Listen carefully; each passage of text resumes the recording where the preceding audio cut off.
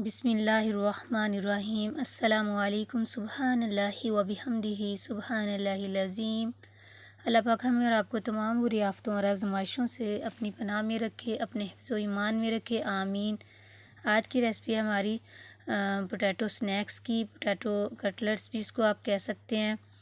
तो ये माशाल्लाह रमज़ान आ रहा है तो उसके लिए आप इसको फ्रीज़ करके भी रख सकते हैं और इफ्तारी में इसको इंजॉय कर सकते हैं। और जो इफ्तार की पार्टी होती है उसमें भी इसको आप रखें तो ये दस्तरखान की खूबसूरती को बढ़ाएगा। तो रेसिपी को शुरू करने से पहले आपसे गुजारिश है कि आप इसको फुल वॉच करें, इस वीडियो को फुल वॉच कीजिए। तो यहाँ पे मैंने लिए हैं कुछ स्पाइसेस, जिनमें दड़ा मिर्च 1 टीस्पून ली है और हाफ़ टी स्पून नमक लिया है और हाफ़ टी स्पून ही मैंने रेड चिली ली है और ये 1 टीस्पून खुश्क धनिया और 1 टीस्पून ही ज़ीरा और हाफ़ टी स्पून गरम मसाला।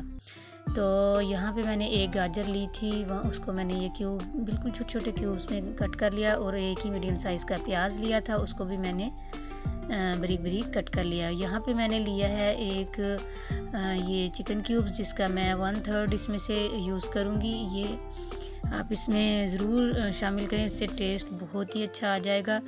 तो अगर नहीं भी करेंगे तो भी बहुत अच्छे बनेंगे। यहाँ पे मैंने लिए हैं 6 अदद पोटैटो, जिनको मैंने बॉईल कर लिया हुआ था, तो वो मैंने मैशर से मैश कर लिया। आप हाथ की मदद से भी इसको मैश कर सकते हैं। यहाँ पे मैंने एक फ्राई पैन पे 2 टेबलस्पून ऑयल का डाला और साथ ही प्याज, इसको मैं सोते कर लूँगी।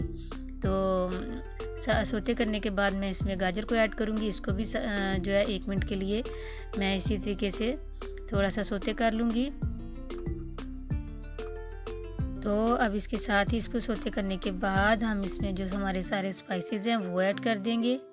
तो इसको ऐड करते ही हम थोड़ा सा पानी भी ऐड करेंगे ताकि हमारे स्पाइसेस जो हैं वो जल ना जाएं।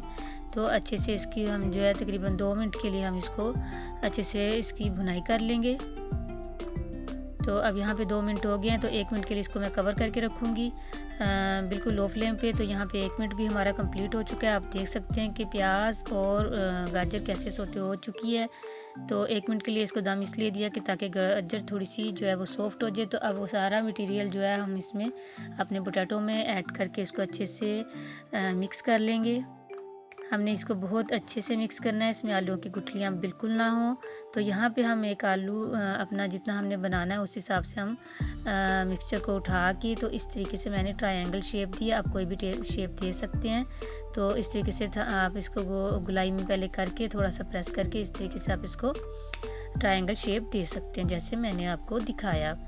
तो यहाँ पे ये अच्छे से मैंने इसको शेप दे दिया और यहाँ पे मैंने सब बना के रख लिए हुए हैं।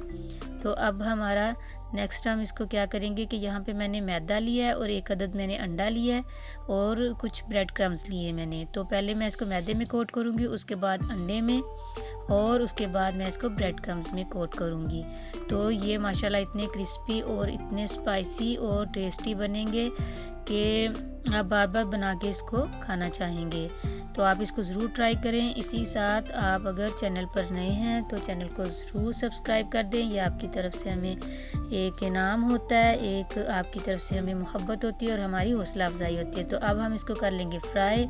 तो मैंने इसको करना है, आप देख सकते हैं मैंने सिर्फ 3 टेबलस्पून इसमें ऑयल का जो है वो ऐड किया हुआ है। तो क्योंकि ये ऑलरेडी कुक होते हैं आलू, तो हम इसको सिर्फ ऊपर से क्रिस्पी करेंगे। तो इसकी सारी साइडें हमने इस तरीके से जो है इनको पकाना है। मतलब ये कि हमने इसको थोड़ा सा बस कलर इसका चेंज करना है, तो साथ ही ये क्रिस्पी भी हो जाएंगे। तो आप देख सकते हैं कि मैंने इसकी सारी साइडों को कैसे अच्छे से कुक किया है। तो यहाँ पे ये भी सारे रेडी हो चुके हैं। अब मैंने क्या किया है कि मैं इसके ऊपर एक एक ड्रॉप केचप का लगाऊंगी इसकी खूबसूरती को बढ़ाने के लिए। टेस्टी तो ये पहले से ही बहुत ज़्यादा है। तो यहाँ पे मैंने एक एक लीफ लगा दिया है मिंट का, पुदीने का। तो इसकी खूबसूरती को 4 चांद लग गए। आप देख सकते हैं कि किस कदर ये खूबसूरत लग रहा है और खाने में तो कमाल है ये। तो मैं अब आपको टेस्ट करके बताती हूँ। तो ये बहुत ही कमाल के बने हैं, आप इसको ज़रूर ट्राई करें। इसी के साथ मैं इजाज़त चाहती हूँ। अल्लाह हाफ़िज़।